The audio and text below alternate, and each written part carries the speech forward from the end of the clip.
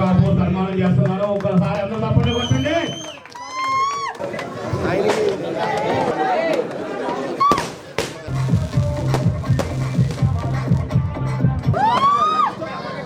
కొంచెం వెనక్కి జరగండి.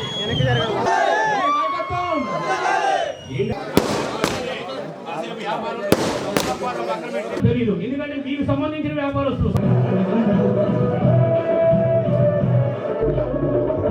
రాజకీయాలకు ఎటువంటి సంబంధం లేకుండా ఆ రోజే గత 7 సంవత్సరాల కిందే మన గ్రామాలకు వచ్చి మనం ఒక విషయం అడిగితే, ఒకసారి ఇక్కడ రామాలయ గుడికి ఒక చిన్న ల్యాండ్ కావాలంటే నేను ఉన్నాను అని చెప్పి తన వంతుగా ఫస్ట్ ఈ గ్రామానికి ఒక దాతగా వచ్చి చేసిన వ్యక్తి, ఏకైక వ్యక్తి ఎవరు ఉన్నారంటే రాజుగారు.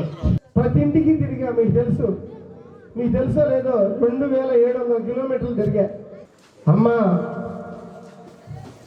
జగన్మోహన్ రెడ్డి ఒక్కసారి అవకాశం ఉంటే మీరు నమ్మించారు, మోసపోయారు. నేను లంచాలు తీసుకునే బ్యాచ్ నేను కాదు. అవినీతి సొమ్ము 200 కోట్లు 300 కోట్లు సంపాదించే బ్యాచ్ నేను కాదు. ఇన్నాళ్ళు ఆ గట్టున్నారు, ఈ గట్టుకొచ్చి చూడండి ఎలా ఉంటుందో అని చేతులు వచ్చి అడిగా. ఆశీస్సులన్నీ నన్ను అడిగా. ఒక మంచోడికి ఓటేసేవారు అని మీరు తృప్తిగా ఎప్పుడైతే అనుకుంటారో, నేను ఎప్పుడు లంచాలు లేకుండా నిజాయితీగా పనిచేసి మీ అందరి చేత సవాష్ అనిపించుకుంటాను, అప్పుడు మాత్రమే నేను సక్సెస్ అవ్వాలనుకుంటున్నా.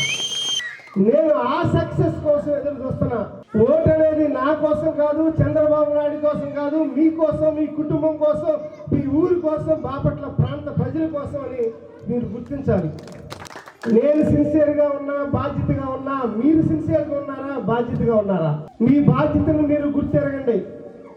తెలుగుదేశం పార్టీని గెలిపించండి. ఒక్కసారి అవకాశం ఇవ్వాల్సిన బాధ్యత మాత్రం మీ పల్లిపాలెం ప్రజలది. ఊరంతా ఒకటవ్వండి.